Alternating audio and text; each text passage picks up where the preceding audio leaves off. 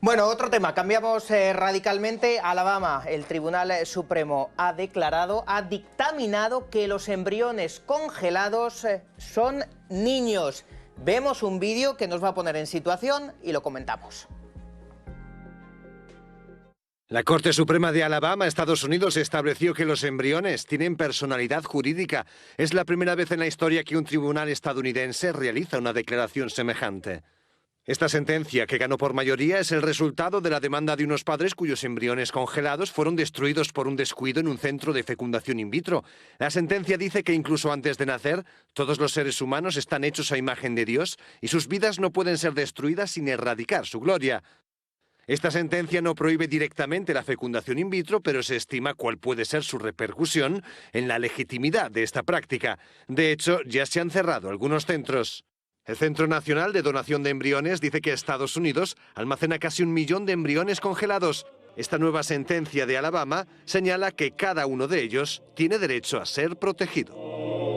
Carla, ¿te ha sorprendido a ti, por ejemplo, esto, que ha sido noticia, esta información, que además durante todo el fin de semana ha aparecido en muchos medios? Me ha alegrado mucho. Digo, por fin, o sea, como que hay un poquito de sentido común en todo este tema. O sea, la ciencia lleva muchísimo tiempo, aunque no lo queramos ver algunos, ¿no?, que cuando se produce la unión del código genético masculino con el femenino, pues ahí ya hay un ADN único y eso es una persona.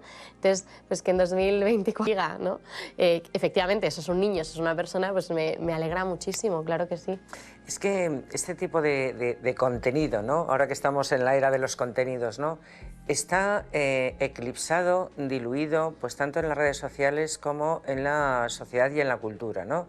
Es decir, lo que hablábamos de la cultura woke, el neolenguaje, es decir, todos nosotros hemos sido embriones, somos seres únicos y exclusivos, y todos hemos sido embriones, ¿no? Entonces, si uno piensa que nuestra historia comienza cuando hemos sido embrión y hacemos reflexionar en esa etapa, en ese concepto, en ese contenido, en esa información, ¿no?, o sea, quizás abramos los ojos a muchas personas, porque tú fíjate esta historia cómo es, o sea, se manipulan los embriones, se caen, se destruyen. ¿Qué son los embriones? Y claro, los padres en ese momento tienen una conciencia. ¿Eso qué era? ¿Unas células o era mi hijo? Y de allí a esta sentencia. Yo estoy pensando que si esto pasara en España, que tenemos todavía, es verdad, tenemos complejo en estos asuntos, ¿no? ¿Qué pasaría? ¿Qué pasaría?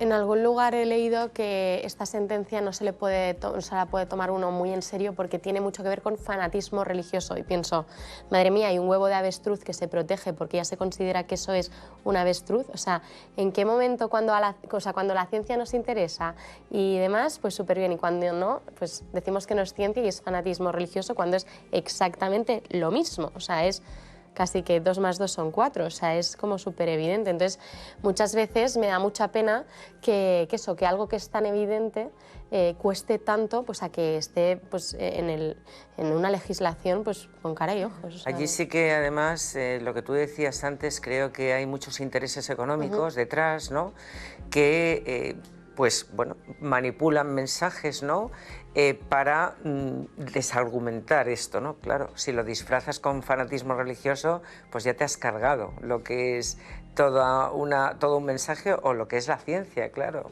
Y evidentemente allí hay como un modo de hacer, ¿no? El tema de la fecundación in vitro está necesariamente ligado a esto.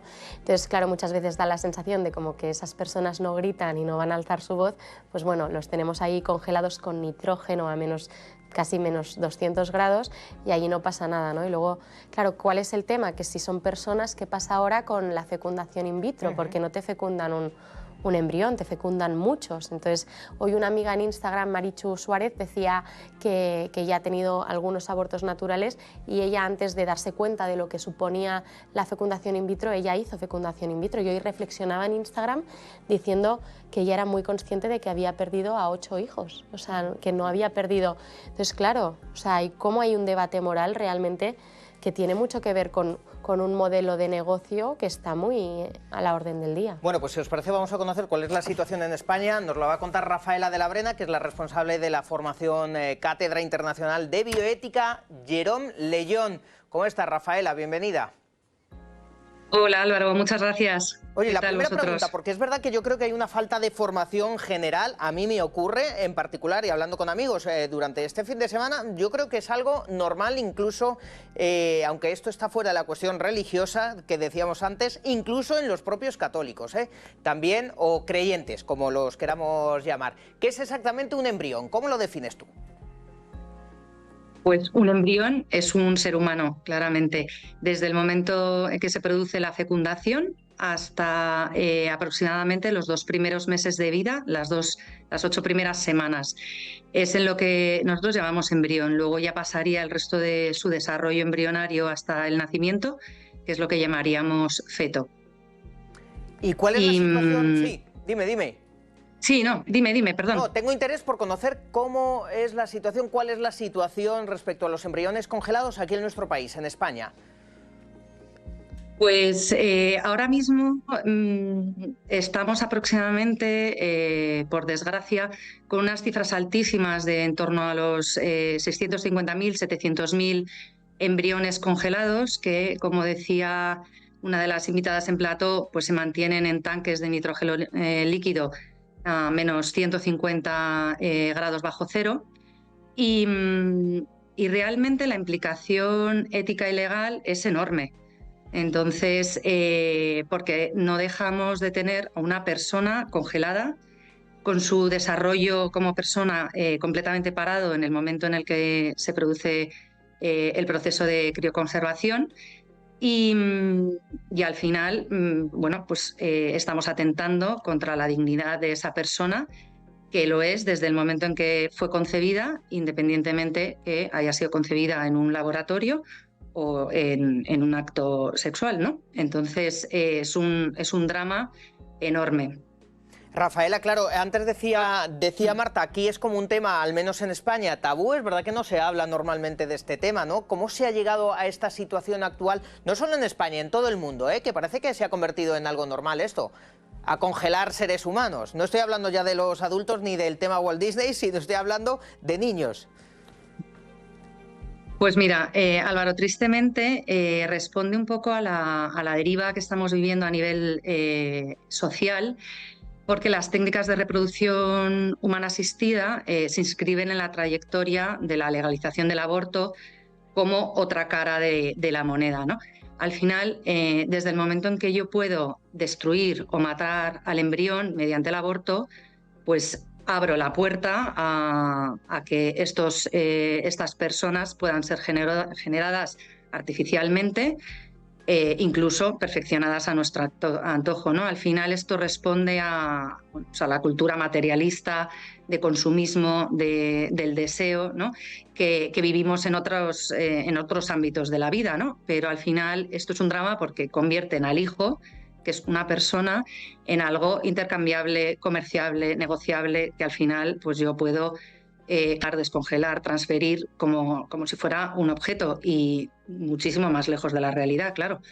Rafael, ¿y qué opciones legales y éticas hay para estos embriones que se encuentran congelados? Decíamos que aquí en España hay más de 600.000, ya casi nos decías que prácticamente se cree que son unos 700.000. ¿Cuáles son las opciones? ¿Qué se hace con ellos?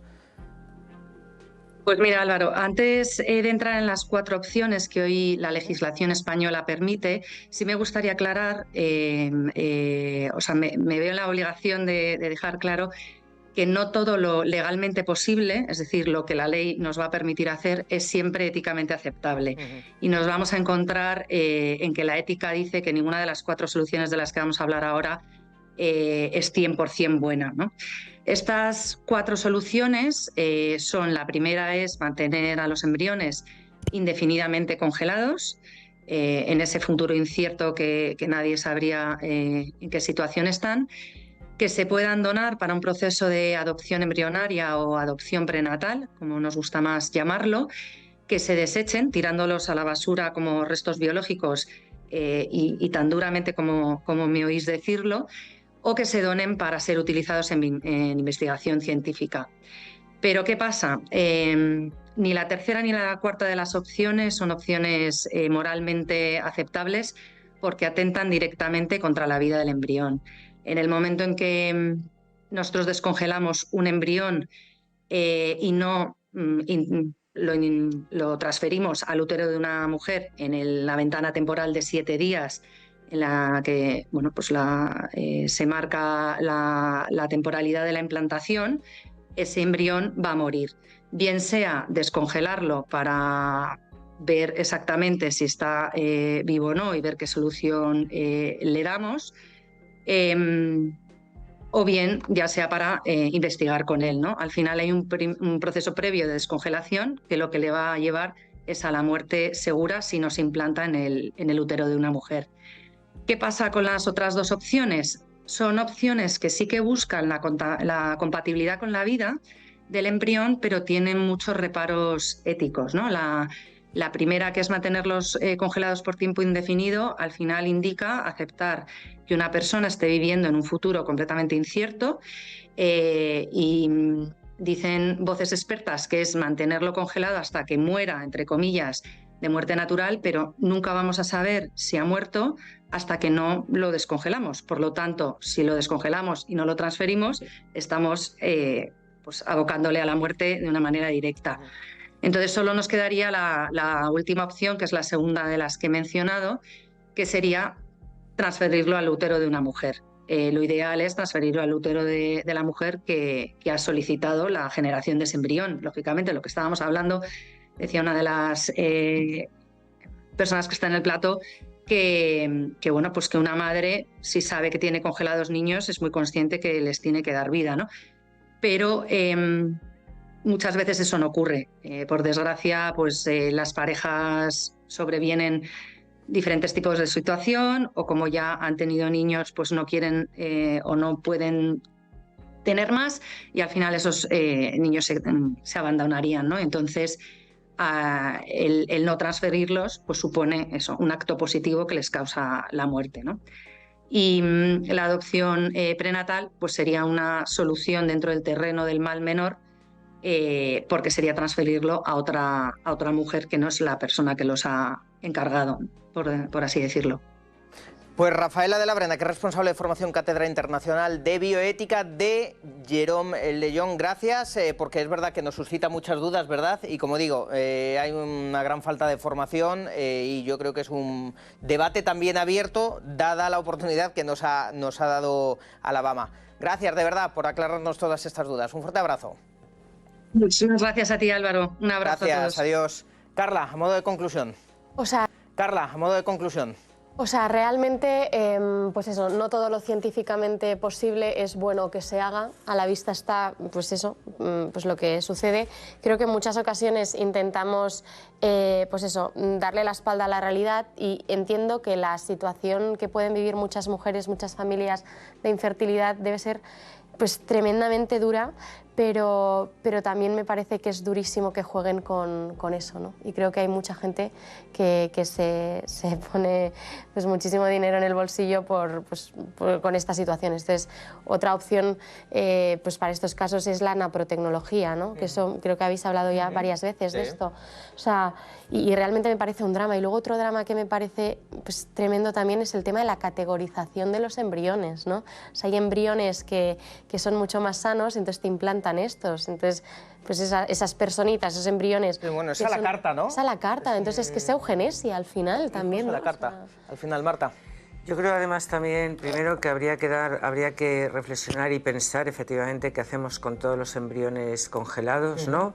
Porque además están congelados, pero es que luego hay otros abandonados, de los que nadie se ocupa ni se preocupa. También. Creo que, o sea, que es necesario un debate en profundidad, ¿no?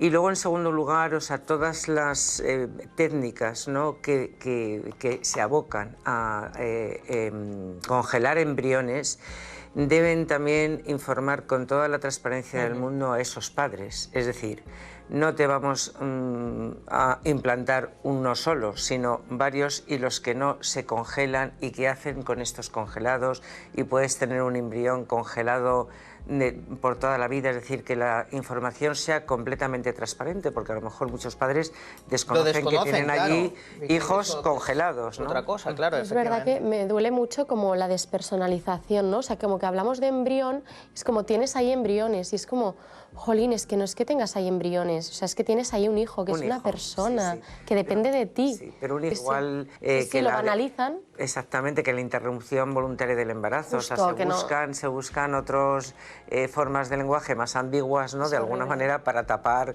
el shock para que maquillar puede un ocurrir, poquito y a lo ¿no? mejor que duela un poco menos o que produzca eso. Sí. Y se romantizan 10 segundos, prácticas, Carla. perdón, no, que se romantizan prácticas que al final acaban siendo pues macabras. Y sí, hay que hacer algo, hay que abrir un debate, que nos da mucho miedo muchas veces abrir debates, pero creo que es súper necesario. Sí. Bueno, pues nos vamos ya. Carla Restoy, muchas gracias. Marta, también muchísimas gracias por acercarte hasta aquí, hasta 13. Nos vemos mañana a partir de las 12 y 7 más o menos. Eclesia al día, después la tertulia y todo lo que tenga que venir.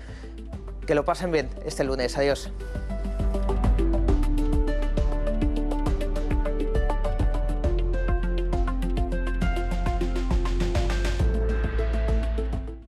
Este es Carlos, un